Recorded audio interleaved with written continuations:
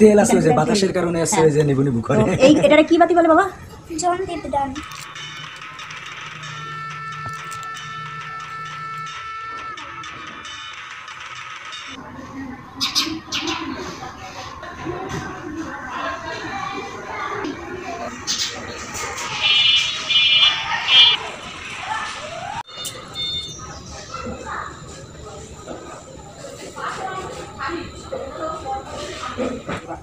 আর এই এই বাতি কার জন্য দিছো জানি?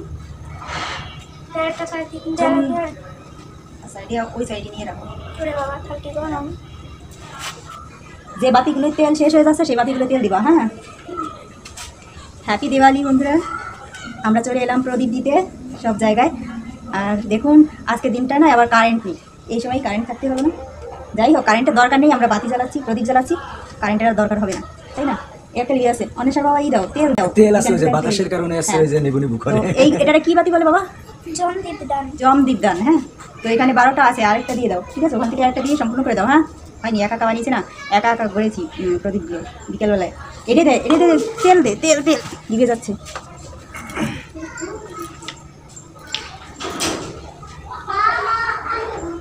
এই একটা একেবারে যাচ্ছে কিন্তু, এটাই আগে দাও। হ্যাঁ, বেশ অনেকগুলো প্রদীপ বানিয়েছি আর আমি এখন যা পেরেছি তাই বানিয়েছি। এটা এই দুইটাকে দাও। এবার কোথায় কোথায় দেবে দাও। আর এই প্রদীপগুলো কিন্তু সব থেকে বেশি ভালো হয়েছে, দারুণ লাগছে দেখতে। কাঁচা প্রদীপ, হ্যাঁ, মানে কিছুক্ষণ আগে বানানো আর কি, সন্ধ্যের আগে বানিয়েছি আর কি, তার জন্যে কাঁচা এখনও, এর জন্য ভালো হবে, তেল কম লাগবে আর লিখবে না সহজে বাতাসে। চলো দাও, সবখানে দাও, ওখানে কয়েকটা দেওয়া হয়েছে।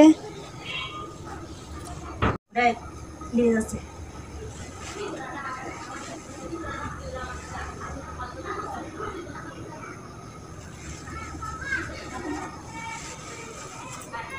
ও লিখবে না,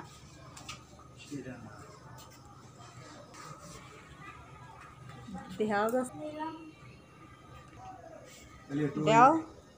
আলোটা হ্যাঁ অন্যের সামনে এসছে বাতি।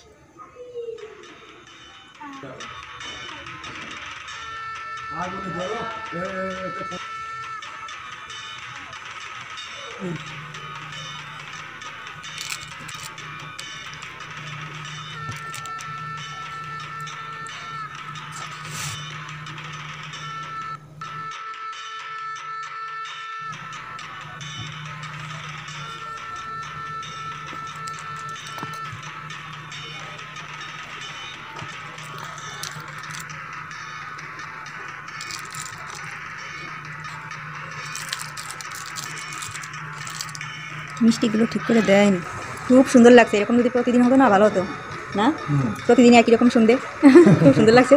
আমাদের ছোট্ট কুটিরটা সাজিয়ে ফেলেছি একেবারে প্রদীপ দিয়ে। হ্যাঁ, দারুণ লাগছে কিন্তু শুধু প্রদীপ দিয়ে না, আলপনা দিয়েও করে রেখেছি। ওটা তো আছেই। তো চলো এবার তারাবাজি ফুটো, তারাবাজি ফুটবে এখন। তিনজনে তিনটে নি। হ্যাঁ, তিনজনে তিনটে নি একসাথে। হ্যাঁ, কে আগে তোমরা একটা ফুটো দেখি কেমন হয়। তিনজনে তিনটেই নি।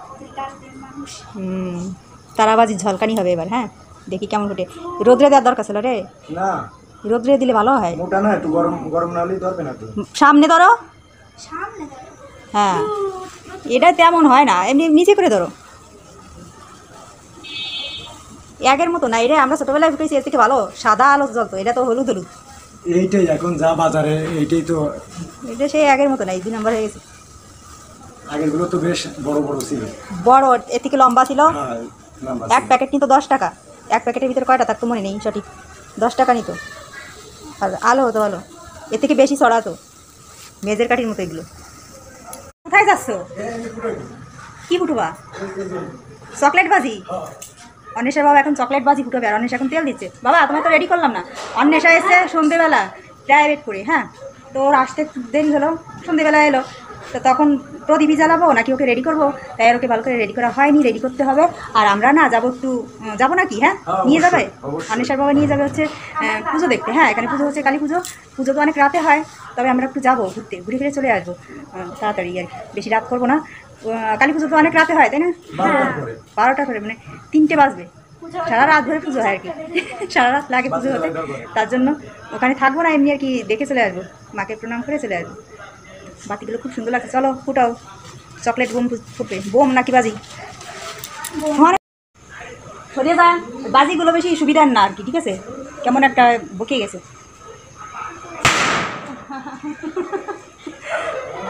এগুলোতে সেরকম শব্দ হয় না, আমরা ছোটোবেলায় যেগুলো ফুটিয়েছি চকলেট বোম গোল গোল হয়, ওগুলো বেশ ভালো ছিল, অনেক শব্দ হতো আর তাড়াতাড়ি ফুটতো। এগুলো সব ফোটে না, নষ্ট, একটা নষ্ট।